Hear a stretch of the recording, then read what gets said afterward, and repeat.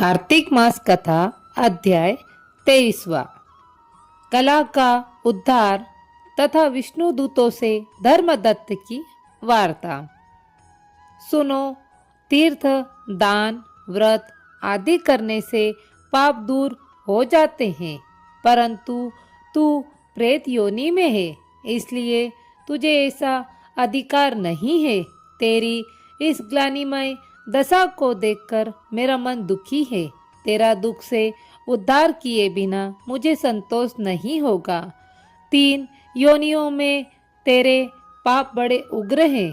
थोड़े पुण्य से ये छीर्ण होने वाली तेरी प्रेत योनि बड़ी निंदित है। अतः इस जन्म में जो मैंने कार्तिक का व्रत किया है, उसके पुण्य के आधे फल से तू श्रेष्ठ गति को प्राप्त हो। यज्ञ, दान और तीर्थ ये कार्तिक के व्रत के बराबर नहीं हो सकते हैं। नारद जी बोले, हे राजन, यह कहकर धर्मदत्त ने द्वंद्वाक्षर मंत्र को सुनाकर तुलसी मिलाकर हुआ जल उसके ऊपर छिड़का। जल के स्पर्श होते ही वह तुरंत प्रेत योनि से छूट गई और जलती हुई अग्नि के समान दिव्य रूप धारण कर लक्ष्मी के समान सुंदर हो गई। तब वह ब्राह्मण को प्रणाम कर दोनों हाथ जोड़कर हर्षित वाणी से बोली, हे द्विश्रेष्ठ, आपकी कृपा से मैं नरक से छूटी हूँ। पापों में डूबी हुई मुझको आप नौका बन गए हो। नारद जी बोले, तब कला ने विष्णु के रूप को धारण करने वाले देवताओं से युक्त एक प्रकाशमान विमान को अपनी तरफ आते हुए देखा।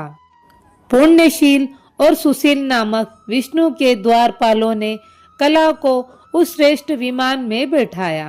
तब धर्मदत्त ने विमान को आश्चर्यपूर्वक देखा और विष्णु रूपी उन गणों को देखकर दंडवत प्रणाम किया। उन दोनों द्वारपालों ने उस ब्राह्मण की प्रशंसा करके धर्मयुक्त वचन कहे। गण बोले, हे श्रेष्ठ ब्राह्मण, तुमको बार बार धन्य है। तुम विष्णु की भक्ति में सदा लगे रहते हो, दोनों पर कृपा करते हो, धर्मज्ञ हो, विष्णु के भक्त हो। तुमने बचपन से लेकर जो कार्तिक व्रत किया था, उसका आधा फल देने से कला के पूर्व जन्मों के सब पाप नष्ट हो गए हैं। तुम्हारे स्नान के फल देने से इसके 100 जन्मों के पाप मिटे और हरि का जागरण करने से इसे विमान मिला। अब नाना प्रकार के भोगों को भोगने के लिए यह बैकुंठ को जा रही है।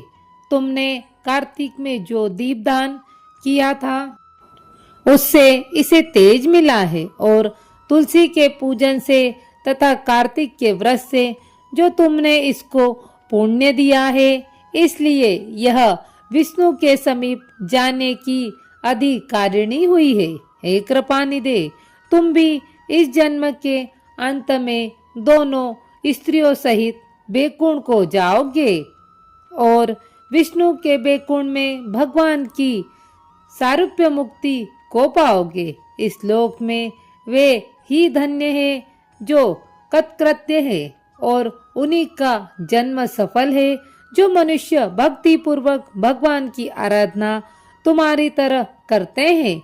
उनको कोई वस्तु दुर्लभ नहीं है। उत्तानपाद के पुत्र ध्रुव को जिन्होंने निश्चल पथ पर स्थान दिया, जिनका नाम लेने से मनुष्य उत्तम गति को प्राप्त होते हैं, जिनके नाम से ग्रह द्वारा पकड़ा हुआ हाथी मुक्त होकर भगवान के समीप गया, तुमने भी विष्णु भगवान का जो आराधन किया है, उसके प्रभाव से कई हजार वर्ष तक दोनों स्त्रियों समेत संसार में सुख भोग कर भगवान के समीप निवास करोगे। पुण्य क्षीण होने पर पृथ्वी पर आओगे। सूर्य वंश में प्रसिद्ध राजा दशरथ होगे।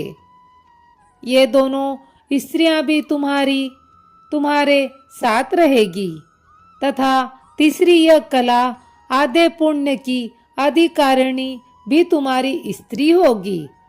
उस जन्म में भी विष्णु भगवान तुम्हारे समीप रहेंगे, अर्थात तुम्हारे पुत्र होकर देवताओं का कार्य करेंगे।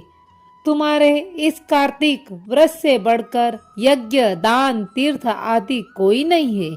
हे विपेंद्र, तुम धन्य हो जो तुमने विष्णु भगवान को प्रसन्न करने वाला यह व्रत किया है। तुम्हारे इस व्रत के आधे फल का पुण्य मिलने से ही कला हमारे साथ विष्णु लोक को जा रही है।